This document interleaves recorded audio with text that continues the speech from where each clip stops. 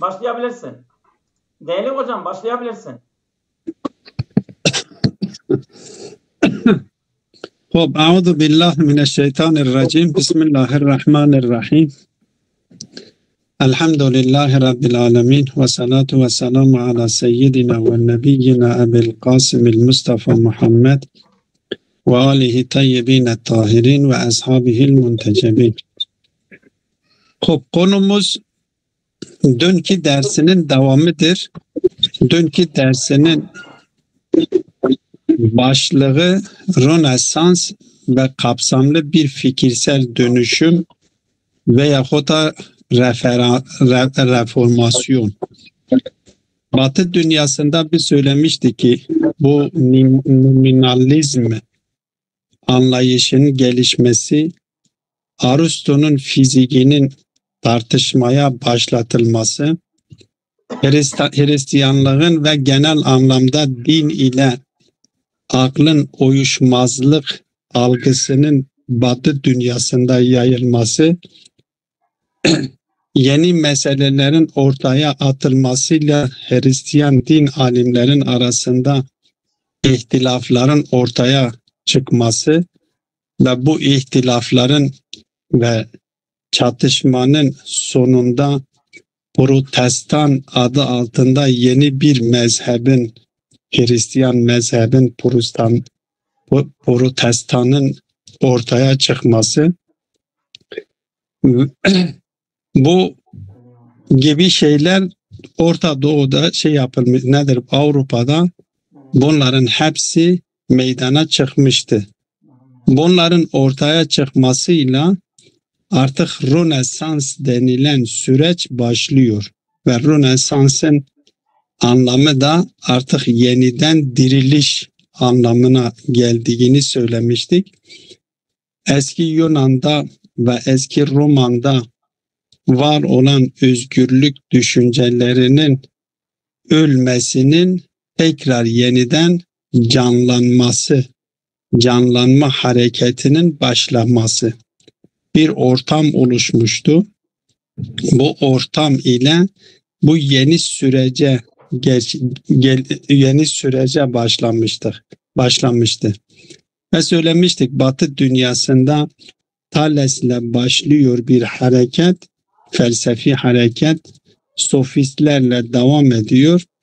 Yeni Eflatuncular ve en önemlisi de Orta Çağ dediğimiz dönemdir. Orta Çağ dediğimiz dönemde kiliselerin hakimiyeti söz konusu oluyor ve yaklaşık 1000 sene hüküm sürdürüyor. Ve bu dönemde de felsefe sadece skolastik söylemiştik. Skolastik felsefe hakim olmuştu ve skolastik felsefe de dinin hizmetine tahrif edilmiş Hristiyanlığın hizmetine alınmış bir felsefe söz konusuydu. Bu 1000 sene sürüyor ve bu 1000 sene sonucunda söylediğimiz, işaret ettiğimiz nedenlerden dolayı özellikle nominalizmin ortaya çıkmasıyla yavaş yavaş artık yeni fikirler ortaya çıkmaya başladı dedik. Bunu dün işaret etmiştik. Bugünkü bu dersin devamında okuyacağımız konular şunlardır. Yani özetle söylüyorum.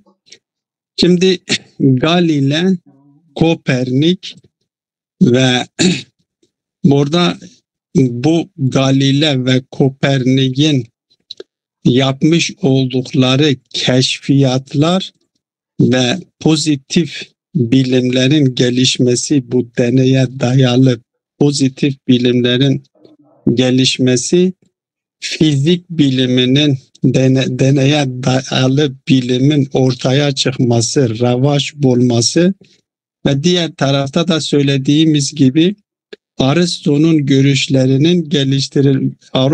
görüşlerinin eleştirilmeye tabi tutulması özellikle Galile ve Kopernik'in yapmış oldukları keşifler daha önce Hristiyan alimleri tarafından kabul edilmiş olan Batlamyus anlayışı iptal ediliyor. Batlamyus anlayışı şeyi budur ki bu Batlamyus miladinin yaklaşık 2. asırda kendileri şöyle bir düşünce, ondan önce elbette şöyle bir düşünce ortadaydı. Astronomi biliminde normalde güneş hareket ediyor, yer sabittir. Evet, güneş hareket yer hareket ediyor, güneş sabittir deniliyor. Bu Batlamyus geliyor diyor ki elbette o bazı sorular söz konusu oluyor. O soruları cevaplandıramadıklarından dolayı yani astronomi bilimi bağlamında bazı sorunlar söz konusu oluyor ve güneşin sabit yerin hareketini savunanlar cevap veremediklerinden dolayı Batlamyus geliyor. Bu miladinin 200 senelerinde 2. asırda kendisi geliyor. Diyor ki yer sabittir. Güneş ve gezegenler yerin etrafında dolaşıyor. Yani bir yer sabit olarak, yeri sabit olarak kabul ediyor bu Batlamyus ve gezegenlerin güneş olmak üzere gezegenlerin yer küresi etrafında dolaştığını savunuyor. Aristo'nun bazı düşüncelerini ve bu Batlamyus'un ortaya atmış olduğu astronomiyle ilgili bu düşünce Hristiyan alimleri tarafından kabul görülmüştü. Ve bu Hristiyan alimleri tarafından kabul görülen Batlamyus anlayışı ile Aristo'nun fizik bağlamındaki bazı görüşleri dini inançlar haline getirilmişti. Galile tarafından, Kopernik ve Galile tarafından bu Batlamyus'un görüşü iptal ediliyor ve Batlamyus geliyor diyor ki hayır Galile geliyor, Kopernik, Galiler geliyor. Bunlar diyorlar ki hayır, yer güneş sabittir ve yer güneşin etrafında dolaşıyor. Tam tersine yeni bir görüş ortaya atıyorlar. Tabi bu görüşü ortaya attıkları zaman kilise papaları bunların dine aykırı görüşler olduklarını bahane ederek yeni ortaya atılan bu düşüncelerden dolayı bu düşünce sahipleri olan alimleri işkenceye tabi tutuyorlar, cezalandırmaya başlıyorlar.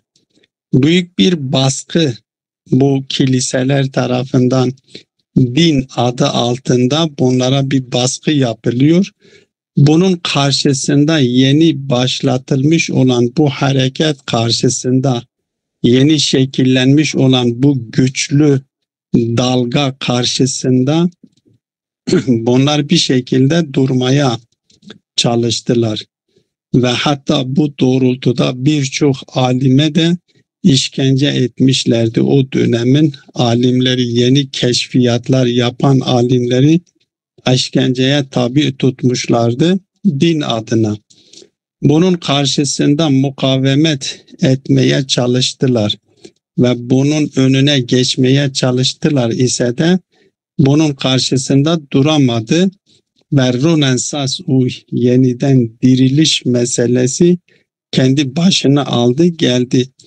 Bu kilise taraftarları, Hristiyan alimleri bunların karşısında o körü körüne yapılmış olan taassup, çünkü onların elinde bir delilleri de söz konusu değildi.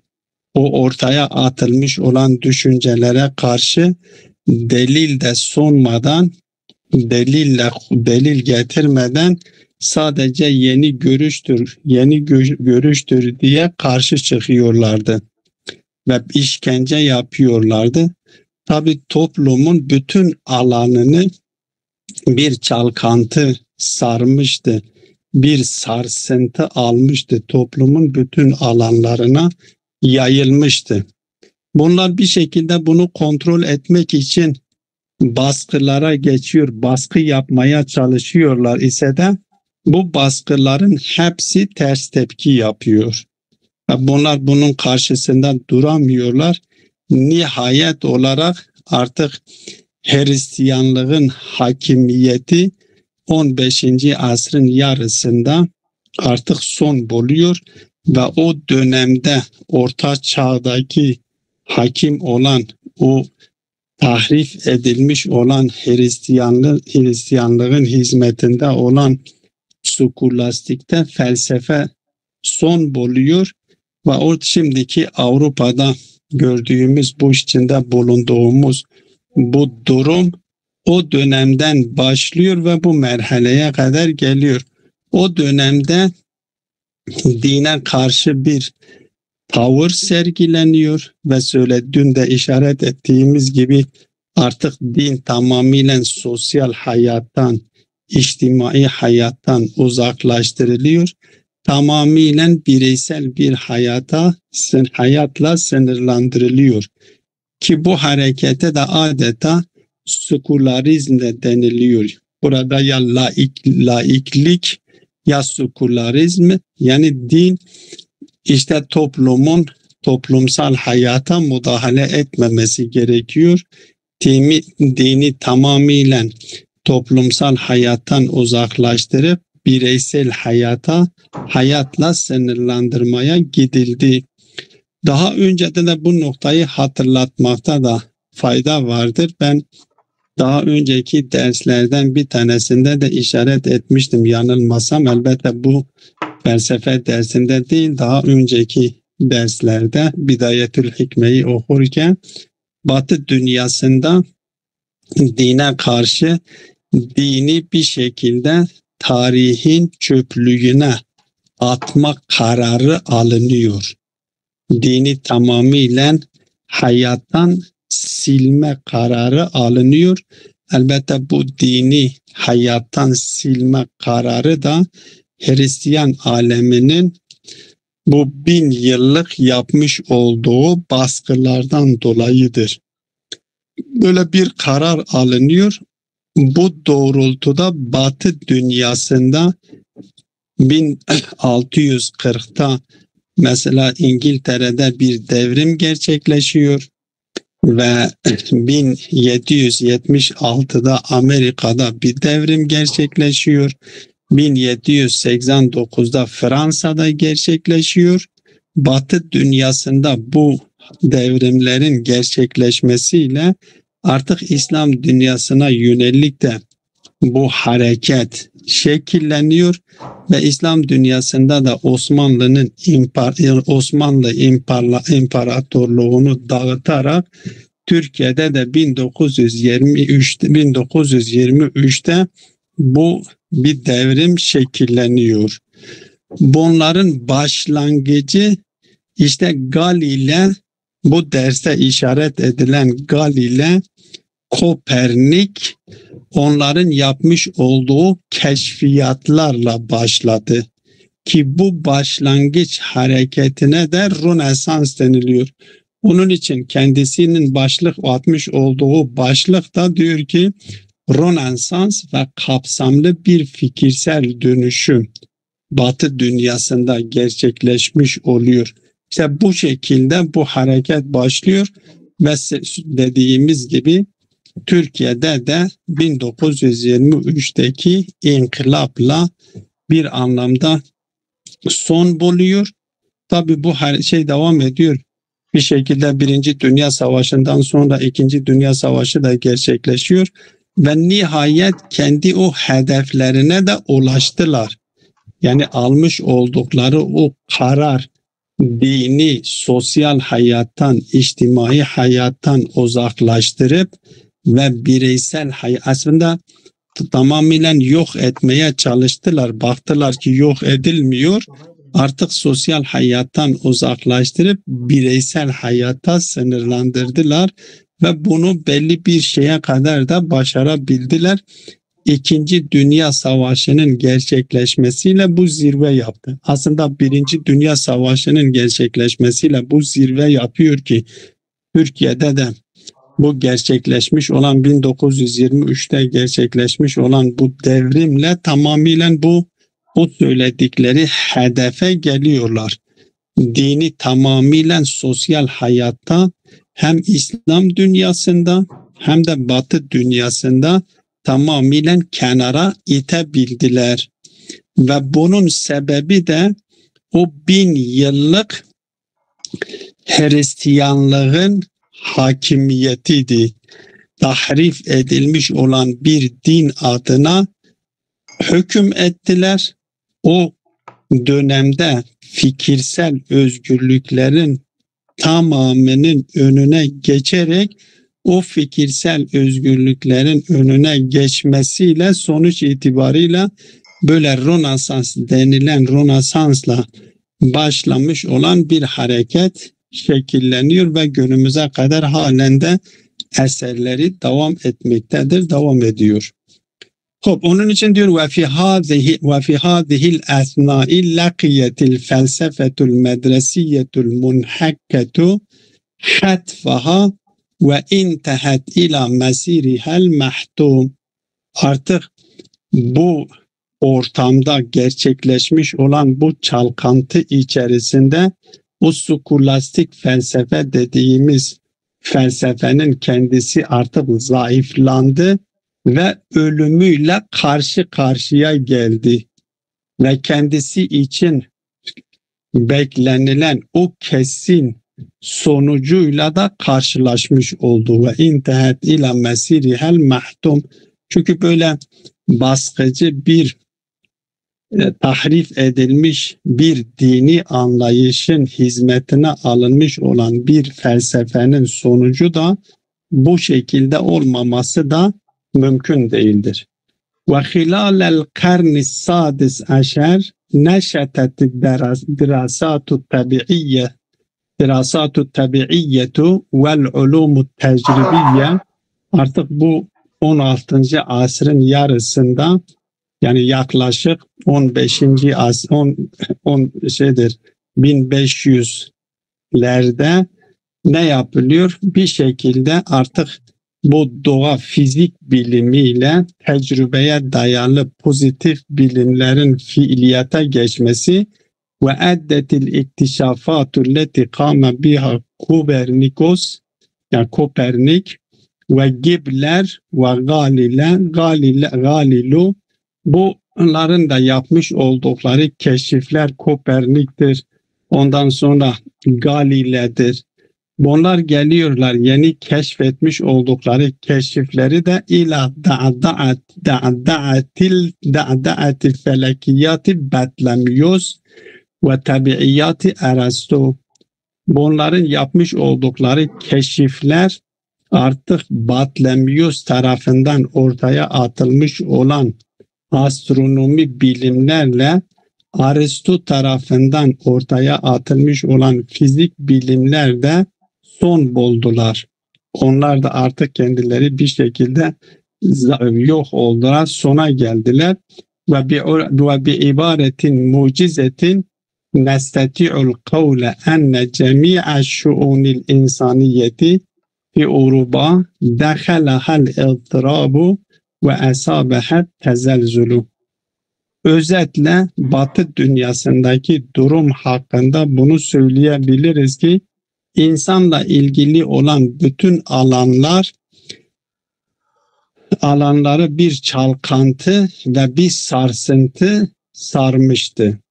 Fakat haveletil ecizetul baba en tasmuda li fitretin emame hadihil emvacil kasihati.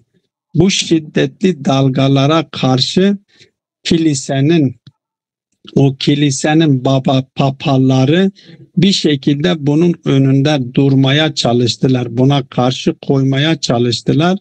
Ve hakemetil ulema bi hücceti ennehum munahidun lil akaidi diniyeti. Ve onlar da dini inançlara karşı geliyorlar adı altında bahanesiyle o alimleri de ne yapıyorlardı? Muhakeme ediyorlardı. Ki bu akaidi dini inançlardan maksat da li ara'i tabiiyyeti vel felekiyyetil makbuleti leder ricalil keniseti ala enneha tefsirun lil kitabil mukaddesi vel akaidi diniyeti. Astronomi bağlamında Batlamyus'un düşüncesini ve fizik bağlamında Aristo'nun bazı düşüncelerini kabul etmişlerdi. Bu düşüncelerin de bir şekilde mukaddes olan kitabın tefsiri olarak algılanmıştı. Dini inançlarını açıklayacak nitelikte algılanmıştı. Bunları kabul etmişlerdi. Bu yeni şekillenmiş olan hareket bunlara karşıydı. Bunlara karşı olduğundan dolayı kendileri dini inançlara karşı geliyor bahanesiyle ulemaları, o bilim adamlarını muhakeme ediyorlardı. وَقَدْ أَحْرَقُوا كَثِيرًا مِنْ هَؤُلَاءِ الْعُلَمَاءِ بِالنَّارِ التَّعَسُّبِ الْأَعْمَى وَالْاِنْكِفَاءِ عَلَى الذَّاتِ الَّذِي اُبْتُلِيَ بِهِ زُعَمَاءُ الْكَنِسَةِ. Ve diyorlar ki bu körü körüne taassup ateşiyle ve o kilise sorumluları ve kilisedeki papaların müptela olmuş oldukları o bencilliklerinden dolayı geldiler bu alimlerin birçoğunu muhakeme ettiler, işkenceye tabi tuttular. وَلَكِنَّهُ بِالنَّتِيجَةِ اِضْطَرَّتِ الْكَنِيسَةُ وَالْمُؤَسَّسَاتُ الْبَابَوِيَّةِ اَنْ تَنْسَحِبَ مِنْ مَوَاقِعِهَا مَخْفُودَةَ الرَّأْسِ. Ama sonuç itibariyle tam tersi tepki yaptı. Bunlar onların karşısında, yani kilise bu alimlerin yeni gelişmiş olan bu hareketin karşısında boyun eğmek zorunda kaldı. وَلَمْ يُخَلِّفِ التَّسَرُّفُ الْخَشِنُ وَتَعَسُّبُ الْأَعْمَى لِلْكَنِيسَةِ الْكَاثوليكيَّةِ فِي أَنْفُسِ النَّاسِ شَيْئًا سِوَى سُوءِ النَّظْرَةِ إِلَى الْكَنِيسَةِ بَلْ وَإِلَى الدِّينِ بِصُورَةٍ عَامَّةٍ. O körü körüne kilise taraftarları tarafından Hristiyanlık dini adı altında yapılmış olan o körü körüneki taassuptan dolayı göstermiş oldukları o şiddet onlar için diyor ki kiliseye yönelik ve belki dine karşı kötü algıların şekillenmesinden başka bir şey geride bırakmadı. Yani bunlar ne yaptılar? Ne kadar toplumun üzerine gittiler? Ne kadar alimlerin üzerine gittiler? Alimlere işkence ettiler, baskı yaptılar ise de ama onların bu baskıları toplumun nezdinde dinin zihinlerde kötü şekillenmesine, kötü imajın bırakılmasına sebep oldu. Kema enne inhiyarel felsefetil medresiyeti kad edda ila hudusi firagin fikriyin ve felsefiyin. Elbette o skolastik felsefenin de yıkımı, onun çökmesi de bir şekilde artık fikirsel alanda, felsefi alanda bir boşluğun şekillenmesine sebep oldu. Burada felsefetül medresiyenin parantez içinde el felsefetül vahidetur raicetu fi zalikel asr, o dönemde raic olan oradan kiliseler tarafından kabul görülmüş olan felsefe kastediliyor. Ve intaha ila itticahi şekkil hadis. Artık bu boşluktan dolayı yeni bir şakkakiyet, kuşkuculuğun ortaya çıkmasına ne yapıyor? Çıkmasıyla sonuçlanmış oldu. Çünkü orada ortaya atılmış olan o yeni düşünceler, yeni fikirler ve 1000 yıllık doğru olarak kabul edilmiş olanlar çürütülmüş oldu yeni bilim tarafından. O bir boşluk fikirde, felsefede bir boşluk ortaya çıktı, meydana geldi ve bu boşluğun meydana gelmesiyle Sofistler döneminde, eski Yunan'da Sofistler döneminde ortaya atılmış olan o şakkakiyet yeniden ortaya çıktı. Yeni bir şakkakiyet anlayışı ortaya çıkmış oldu. وَالشَّيْءُ الْوَاحِدُ الَّذِي اسْتَطَاعَ أَنْ يُحَقِّقَ تَقَدُّمًا فِي هَذِهِ الْأَجْوَاءِ الْمُضْطَرِبَةِ هُوَ الْاِتِّجَاهُ الْاِنْسَانِيُّ Humanizm. Bu ortamda gelişmeye müsait olan, gelişen tek şey bu içerisinde, bu çalkantı içerisinde, bu fikirsel sarsıntı içerisinde gelişen tek bir şey oldu. O da neydi? Humanistlik idi. Ve dün de işaret etmiştik. Humanistlikten maksat nedir? Allah devre dışı ediliyor.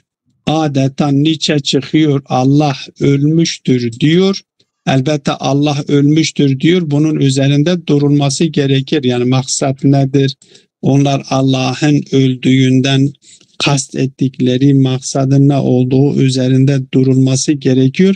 Ama en azından bu kesindir ki Hristiyanlığın kabul etmiş olduğu Allah anlayışı öldü demektir. Yahut da Hristiyan anlayışındaki Allah'ın dönemi artık bitti, sona erdi deniliyor. Doğal olarak Hristiyanların savunmuş olduğu dini anlayış devre dışı edildiği zaman, yani Allah adına hüküm eden papalar devre dışı ediliyor. Ne devreye giriyor? İnsan. Allah devre dışı ediliyor ve insan merkeze yerleştiriliyor. Allah'ın devre dışı edilmesi ve insanın merkeze yerleştirilmesine humanistlik deniliyor. وَالْاِنْدِفَاءُ نَحْوَ الْعُلُومِ التَّبِعِيَّةِ وَالتَّجْرِبِيَّةِ فِي الْمَجَالِ الثَّقَافِيِّ kültürel alanında da artık tecrübi pozitif bilimler, fizik bilimi ilerlemeye gidiyor. وَالْاِتِّجَاهُ نَحْوَ الْحُرِّيَّةِ وَالدِّمُقْرَاطِيَّةِ فِي الْمَجَالِ السِّيَاسِيِّ siyasi alanında da özgürlüğe doğru ve demokrasiye doğru ne yapıldı? Eğilimler şekillenmiş oldu.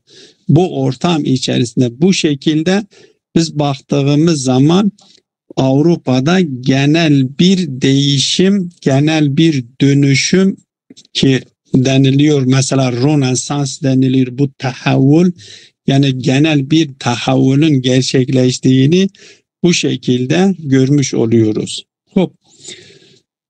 Bu ikinci dersin altında işlenilen ikinci başlık idi.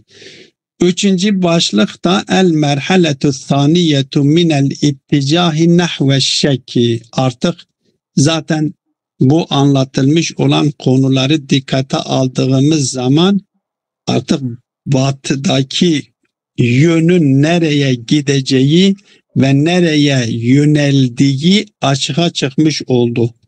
Şekçiliğe, kuşkuculuğa, artık kesin bilginin olmamayışına doğru bir seyir alıyor, bir yönelim, bir eğilim şekilleniyor. Onun için diyor ki el merhaletu thaniyetu minel itticahi nahve şekki, şeke doğru, kuşkuculuğa doğru ikinci merhalenin şekillenmesine doğru gidiliyor.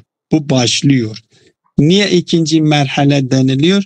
Çünkü şekin birinci merhalesi sofistlerin dönemindeki, önceki derslerde işaret etmişti. Sofistler döneminde şekillenmiştik.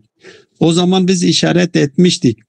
Sofistler dönemindeki şekke neden olan neydi?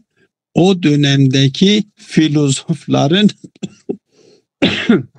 akla vermiş olduğu önem sonucunda filozofların kendi aralarındaki ihtilaf idi. Asıl nedenlerden bir tanesi buydu. Elbette birçok sebep vardı ama asıl sebeplerden bir tanesi buydu ve tabii o sofistler vekillik yani avukatlıkla meşgul olduklarından dolayı onların meslekleri de onların şüpheciliği kabul etmelerine yardımcı olmuştu. Çünkü bir insan kendisi neyle meşgul olursa meşgul olduğu şey ile aynıleşiyor. Burada biz buna işaret etmiştik. Burada da bu ikinci merhaledeki şekken neden olan şey nedir? Burada Montoni diye bir alim ortaya çıkıyor ki bu dersin asıl öz içinde işaret edeceği temel nokta budur. Montoni diye bir alim ortaya çıkıyor. Kopernik Galile'nin ortaya atmış olduğu o düşüncelerden dolayı, o keşfettikleri keşiflerden dolayı 1000 yıllık kabul edilmiş olan bir kabul iptal edilmiş oluyor. Batlamyus anlayışı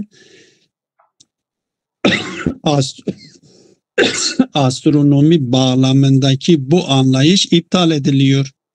O Montoni çıkıyor ortaya, diyor ki 1000 sene bir kabul edilmiş, bir düşünce kabul edilmiş. 1000 sene.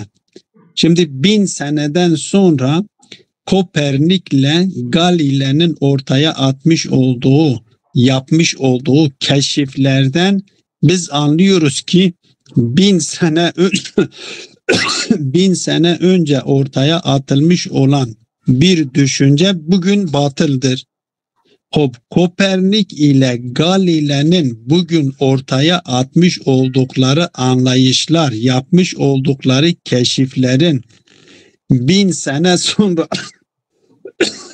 1000 sene de değil 100 sene sonra iptal edilmeyeceğini kim bilir?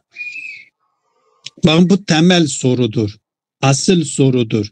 Yani eğer 1000 sene bir kabul edilmiştir, bir iddia kabul edilmiştir, 1000 sene kabul edilmiş. 1000 sene sonra bunun yanlış olduğunu anlıyoruz. Peki şimdi ortaya atılan kabullerin 100 sene sonra batıl olduğunu, ortaya konulmayacağını biz nereden biliyoruz? Öyleyse hiçbir iddiaya güvence söz konusu değildir. Hiçbir iddiaya güvenilmiyor. Montoni'nin ortaya atmış olduğu bu iddiayla Batı dünyasını sofistler dönemindeki şakkakiyet yine ikinci merhalede Batı dünyasını sarıyor.